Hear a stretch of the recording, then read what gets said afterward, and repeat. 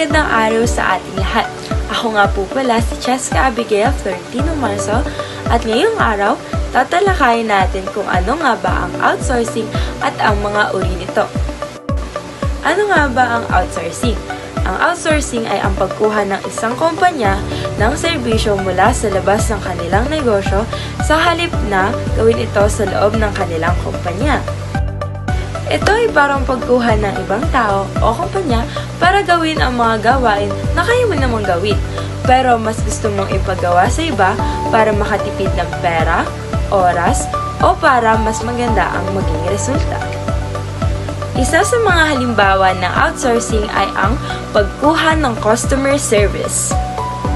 Sa halip na magkaroon ng sariling department para sa customer service, kinukuha ng kumpanya ang isang call center sa ibang bansa para may sumagot ng kanilang tawag, emails, messages ng mga customers.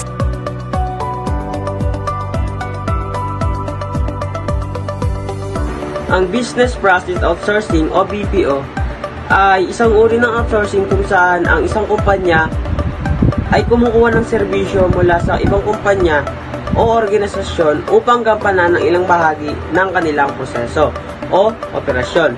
Sa halip na sila mismo ang gumawa ng lahat, ipinapasa nila ang mga espesyalistang kumpanya ang ilang gawain upang makatipid sa oras, gastos at mapahusay ang kalidad ng serbisyo. Alamin naman natin kung ano ang ibig sabihin ng Knowledge Process Outsourcing. Ito ay tumutukoy sa mga gawaing nangangailangan ng mataas na antas ng kaalamang teknikal tulad ng pananaliksik, pagsusuri ng impormasyon at serbisyong legal. Hindi tulad ng ibang uri ng outsourcing na karaniwang routine task lang ang ginagawa, ang KPO ay nangangailangan ng taong mas may malalim na kaalaman sa isang partikular na larangan. Sa madaling salita, ang knowledge process outsourcing ay para sa mga trabahong kailangan ng utak at hindi kayang gawin ng kahit sino lang. Ito ay isang paraan para makakuha ng eksperto sa isang particular na larangan na hindi kailangan mag-hire ng full-time employee.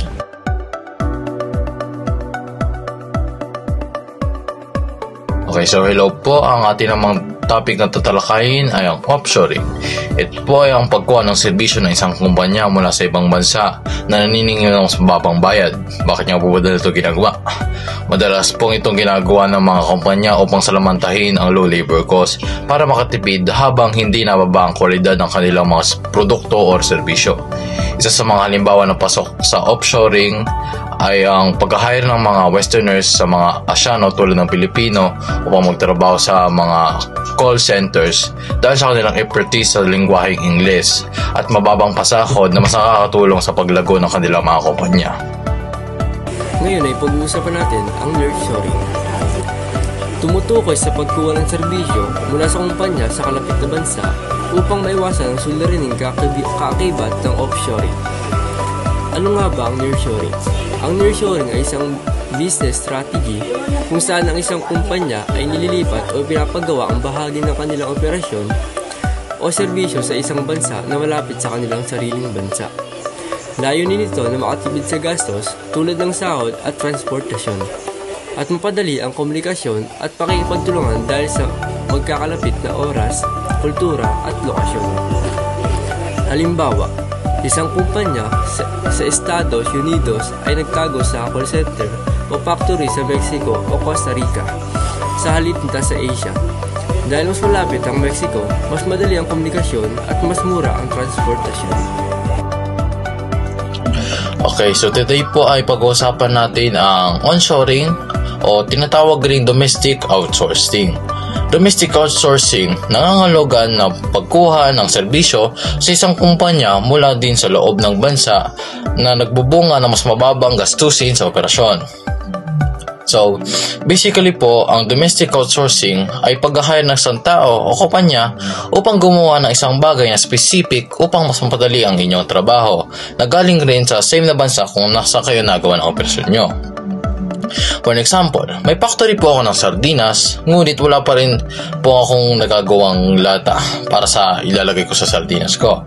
So, ang gagawin ko po ay mag-hire po ako ng factory na nagawa po ng lata para po siya po yung gagawa ng aking lata na kung saan ko ilalagay ang aking sardinas para po maibenta ko. Which is on the same country rin po. So again, ang domestic outsourcing ay pagkuha ng manggagawa o kumpanya na nagawa ng specific na trabaho para sa inyo upang mas mapadali at mas makamura ang inyong gastusin sa pagpaproduce ng produkto.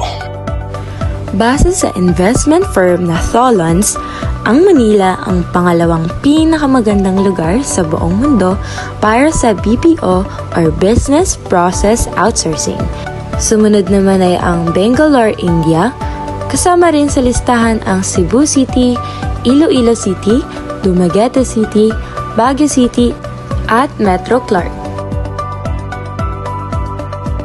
At dito na nagtatapos ang ating pagtatalakay sa outsourcing. Sana'y nakapagbigay kami ng bagong pananaw o kaalaman sa inyo. Maraming salamat sa panonood, ingat at paalam.